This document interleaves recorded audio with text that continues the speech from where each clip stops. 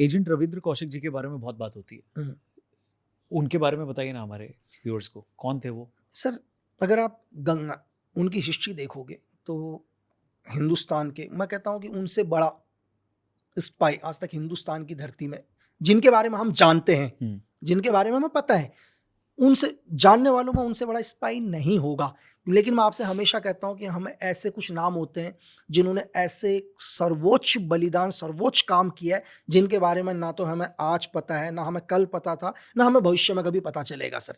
तो जिनके बारे में, गंगानगर के रहने वाले, एक और मतलब फादर भी उनके एयरफोर्स से बिलोंग करते थे, एयरफोर्स थे सर, और एक आर्टिस्ट, थिएटर आर्टिस्ट बहुत बढ़िया सर, मतलब एक्टिंग का ये वो चीज़ है। तो पहली बार जब वो एक थिएटर कर रहे थे पंजाब के अंदर, तो हमारे उस टाइम के RNW के कुछ सीनियर लोगों ने उनका वो देखा, तो उन्हें लगा कि उनमें देशभक्ति का ये चीज़ करके शायद और उस जस्ट RNW उस टाइम स्टार्ट ही हुई थी, रामेश्वर नाथ काउसर ने उस टाइम स्टार्ट ही करा था, श्री नारायण नेक्स्ट, मुझसे नाम दिमाग से उतर रहा है, सेकेंड यूनिट डायरेक्टर। तो देन इन्हें रिक्रूट किया गया RNW के अंदर, इन्हें पाक भेजा गया सर, पूरी ट्रेनिंग देने के बाद 2 साल पाक में इन्होंने लॉ की पढ़ाई करी, वहाँ कमीशन लिया सर, वहाँ कमीशन लेने के बाद वहाँ की मेजर रैंक तक पहुँचे, मेजर रैंक तक पहुँचने के बाद हिंदू, मतलब ये समझ लो कि उस टाइम की तत्कालीन प्रधानमंत्री ने इनको ब्लैक टाइगर का भी, इंदिरा गांधी जी ने नाम तक दिया सर। और एक हमारी एक, देखो दुनिया में हर जगह है, यहीं से कोई इन्फॉर्मेशन लीक हुई, ये नहीं बोलते कि हर आदमी अच्छा होता, अगर हर आदमी अच्छा होता तो हम धरती के सबसे सुपर पावर होते, लेकिन पाक को ये तो पता चल गया था कि इंडिया का कोई ना कोई RNW का आदमी उनकी आर्मी के अंदर है, लेकिन नहीं पता कौन है, कुछ नहीं पता, नहीं, क्योंकि ये बात भी कि हमारे 2-3 लोगों को ही पता था कि वो ब्लैक टाइगर कौन है, बाकी कोई नहीं जानता। वो भी PM लेवल के, वो PM लेवल, वो समझ लो आपकी RNW के चीफ रामेश्वर नाथ काव सर हो गए, सेकंड शंकर नायर सर जो सेकंड यूनिट डायरेक्टर थे RNW के, सिर्फ इन्हीं को पता था, and prime minister Indira Gandhi ji. तो देन इन्हें भेजा गया, भेजने के बाद हो सकता है कि इंदिरा गांधी जी को तस्वीर भी ना दिखाई हो, ये भी हो सकता है सर, क्योंकि प्राइम मिनिस्टर तो 5 साल के बाद फिर चेंज हो जाएंगे, मेरी समझ रहे हो सर, ये गारंटी नहीं है कि इंदिरा गांधी जी को तस्वीर दिखाई गई हो, ठीक है। तो बस बताया गया इंदिरा गांधी जी को कि हमारे एक आदमी पाकिस्तान की आर्मी में कमीशन ले चुका है, उसके बाद इंदिरा गांधी जी ने उन्हें ये नाम दिया ब्लैक टाइगर। तो मैंने जैसे आपको बताया रामेश्वर नाथ काव सर, ठीक है, शंकर नायर सर, तो इन्हें नबी अहमद के नाम से इन्होंने एक नई आइडेंटिटी बनाई पाकिस्तान के अंदर, अपनी सारी आइडेंटिटी खत्म कर दे। लेकिन क्या हुआ, 1983 पर एक RNW के एक एजेंट जिनका कोड नेम था इनायत, तो इनायत मसीहा कुछ नाम था, इसी कोड नेम, उनको जब पाकिस्तान भेजा गया तो यहीं से एक इंफॉर्मेशन आउट कर दी थी। किसने? अब ये आज तक दुनिया में कभी डिस्क्लोज ही नहीं है सर, किसने करी? पाकिस्तान की ISI को, कि जिसको तुम इतने टाइम से ढूंढ रहे हो और तुम्हें शक है, अगर उस तक पहुंचना है तो इसको पकड़ो, इनायत को पकड़ो। अब इनायत को जब पकड़ा गया, पाकिस्तान आर्मी ने इनायत को जब टॉर्चर किया, तो इनायत को भी नहीं पता था कि रविंदर कौशिक सर की फेस कैसा है। अब आप समझ सकते हैं सर, उन्हें भी नहीं पता। आप ISI के लिए एक चीज और कि उन्हें कैसे पकड़े, तो ये चीज था कि वो इनायत से कहां पर मिलने आने वाले हैं। तो इनायत को उन्होंने ISI ने अपने कंट्रोल में लिया पूरा का पूरा, और उसी जगह पर भेजा जहां पर रविंदर कौशिक सर इनसे मिलने आने वाले थे, नबी अहमद।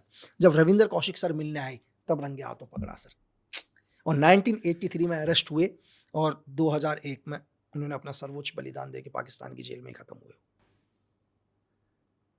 18 साल जेल के अंदर। क्या लेवल का टॉर्चर उनको किया गया? मतलब कल्पना ही नहीं है सर। आप ये सोचो ना कि आज के टाइम में, मुझे एक छोटा सा उदाहरण ये देखो कि कोई भी पाकिस्तानी टेररिस्ट या वहाँ के आर्मी हमारे लोगों से कितना जेलस, कितना चिढ़ते हैं, किस तरह से लोगों को मारते हैं। अगर उन्हें यह पता चल गया कि उनका सबसे बड़ा एक ऐसा आदमी उनकी कस्टडी में जिसने उनके देश को बहुत नुकसान पहुंचाया, आतंकवाद को खत्म किया, तो उसको किस हद तक की तकलीफें देंगे, तो उसके लिए तो मैं शब्द ही नहीं बोल सकता सर, वो वर्ड्स ही नहीं है अपने पास, ना उन तकलीफों को हम बता पाएंगे। इतने साल तक जो सरकारें आई, उनके लिए ये इम्पोर्टेंट नहीं था कि ऐसे एजेंट को वापस जिंदा लेकर आया जाए भारत में?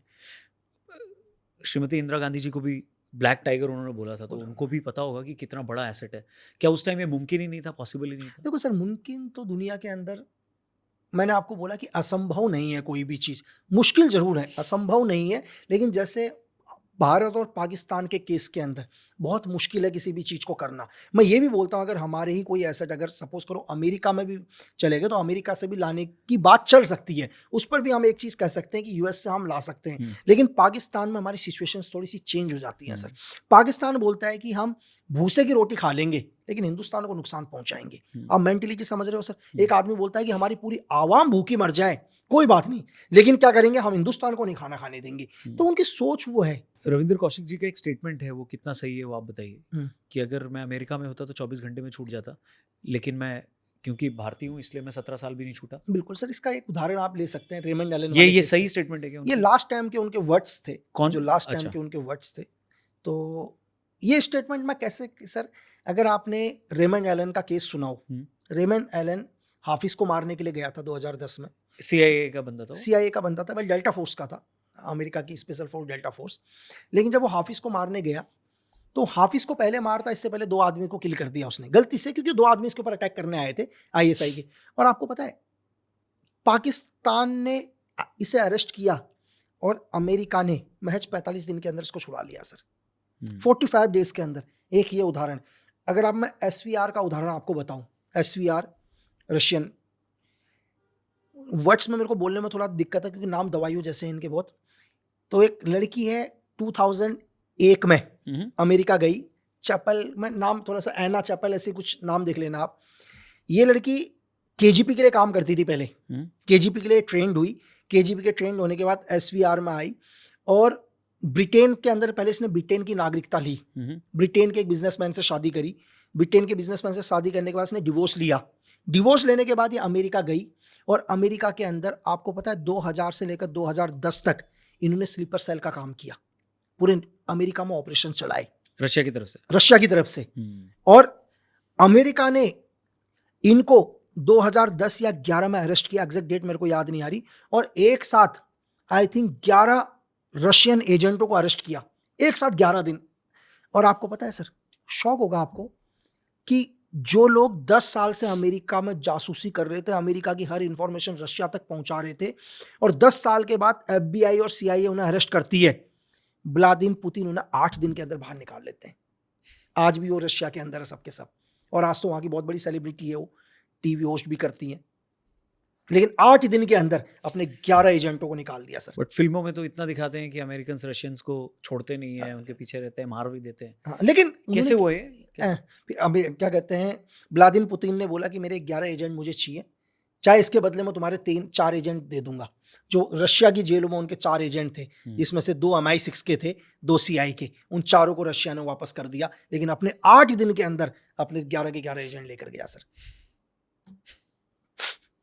इसमें पढ़ना, लोग जो भी देख रहे होंगे सर्च कर लेना एक बार, आपको पता चलेगा। इस ऑपरेशन का नाम था operation ghost. Okay. Operation ghost के नाम से बहुत फेमस है।